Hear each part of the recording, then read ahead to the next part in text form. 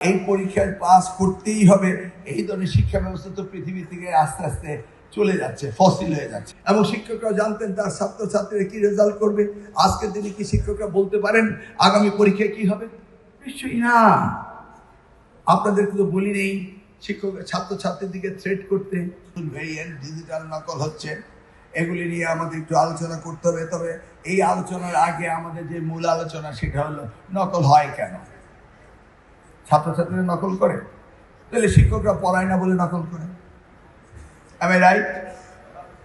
শিক্ষকরা দেখে না বলে নকল করে, শিক্ষকরা পড়ায় না বলে নকল করে, কারিকুলাম সিলেবাস ঠিক মতো নাই বলে নকল করে, মানসম্মত শিক্ষার ব্যবস্থা নাই বলে নকল করে, সরকার ঠিক মতো শিক্ষা মন্ত্রণালয়ের দায়িত্ব পালন করে না বলেই তারা পরীক্ষা পাস করতে চায়, বা এই পরীক্ষায় পাস করতেই হবে।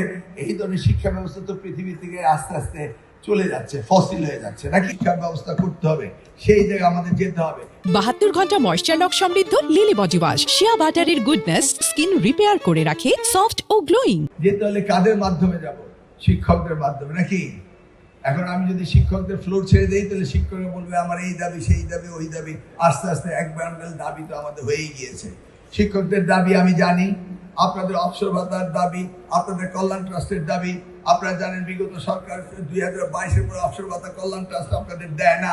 23 গেল, 24 গেল, 25 গেল, আপনারা 1 টাকাও পান নাই। কারণ 7,000 কোটি টাকা বিগত সরকারের সময় যারা এই দায়িত্ব ছিল তারা আত্মসাৎ করেছিল।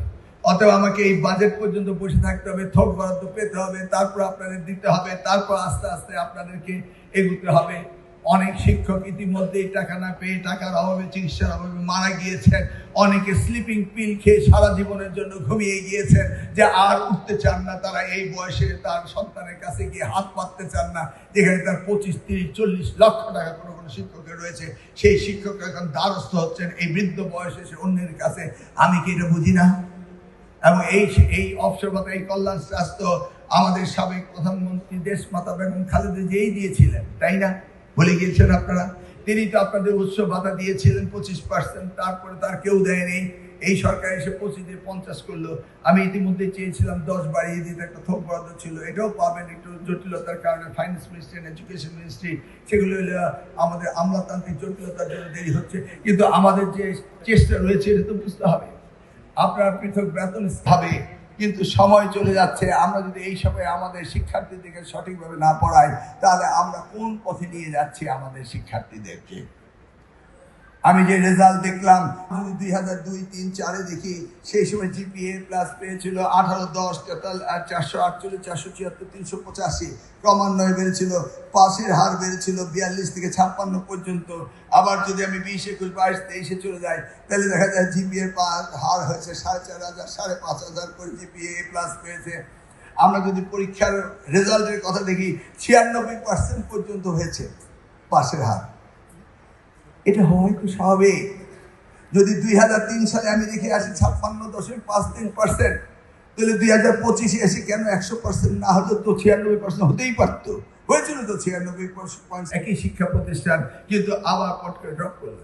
এই যে ফ্লেক্সিবিলিটি, এই যে লন্ডনের ওয়েদারের মতো কখনো প্রেডিক্ট করা যায় না কখন কি রেজাল্ট হবে, কি নাকি? তা আমাদের এখানে কি আমরা প্রেডিকশন করতে পারবো না আগামী পরীক্ষা কেমন হবে? কেন এটা প্রেডিক্ট করতে পারবো না? আমরা যখন ছাত্র ছিলাম আমি তো জানতামই আমি কি রেজাল্ট করব। যদি দৈব করুন কারণে অসুস্থ হয়ে না পড়ে থাকি, তাহলে আমার রেজাল্ট আমি কি হবে এটা তো জানি। এবং শিক্ষকরাও জানতেন তার ছাত্রছাত্রীরা কি রেজাল্ট করবে। আজকের দিনে কি শিক্ষকরা বলতে পারেন আগামী পরীক্ষায় কি হবে? নিশ্চয়ই না।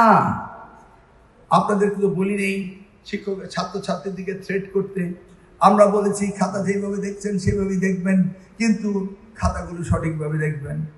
এই যে ভুড়ি ভুড়ি জিপিএ আবার হঠাৎ করে ফেল, এর মধ্যে যে খাতা দেখার মধ্যে কোনো বাস্তবতা নাও তো থাকতে পারে।